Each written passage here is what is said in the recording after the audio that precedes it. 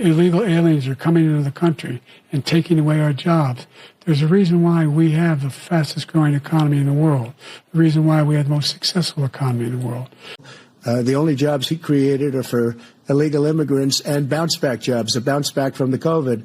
He has not done a good job. He's done a poor job, and inflation's killing our country. It is absolutely killing us.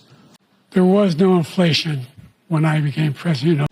Number two, that $2 trillion tax cut benefited the very wealthy. What I'm going to do is fix the tax system. For example, we have 1,000 trillionaires in America. Billionaires in America. Well, look, the greatest economy in the world, he's the only one who thinks that, I think. I don't know anybody else who thinks we have the greatest economy in the world. I gave you the largest tax cut in history. I also gave you the largest regulation cut in history. That's why we had all the jobs. And the jobs went down, and then they bounced back, and he's taking credit for bounce-back jobs. You can't do that. He also said he inherited 9% inflation. No, he inherited almost no inflation, and it stayed that way for 14 months. And then it blew up under his leadership because they spent money like a bunch of people that didn't know what they were doing. And they don't know what they were doing. It was probably the worst administration in history. And he caused the inflation. He's blaming inflation. And he's right. It's been very bad. He caused the inflation, and it's killing black families and Hispanic families and just about everybody. It's killing people. They can't buy groceries anymore. They can't. You look at the cost of food where it's doubled and tripled and quadrupled. They can't live. They're not living anymore.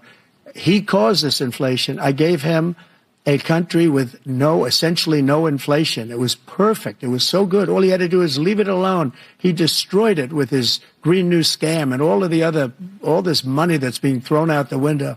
He caused inflation. As sure as you're sitting there, the fact is that his big kill on the black people is the millions of people that he's allowed to come in through the border. They're taking black jobs now, and it could be 18, it could be 19, and even 20 million people. They're taking black jobs, and they're taking Hispanic jobs, and you haven't seen it yet, but you're going to see something that's going to be the worst in our history. Nobody's ever created an economy like us. Nobody ever cut taxes like us. He's the only one I know. He wants to raise your taxes by 4 times. He wants to raise everybody's taxes by 4 times. He wants the Trump tax cuts to expire, so everybody, including the two of you, are going to pay 4 to 5 times. Nobody ever heard of this before. All my life, I'd grow up and I'd see politicians talking about cutting taxes. When we cut taxes, as I said, we did more business. Apple and all these companies, they were bringing money back into our country. The worst president in history by far, and everybody knows it. President Biden, inflation has slowed, but prices remain high. Since you took office, the price of essentials has increased.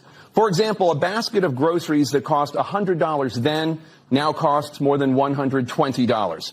And typical home prices have jumped more than 30%.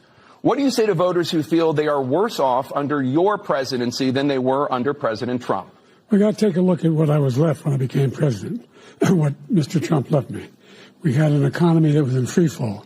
The pandemic was so badly handled. Many people were dying. All he said was, it's not that serious. Just inject a little bleach into your arm. You'll be all right. The economy collapsed. There were no jobs.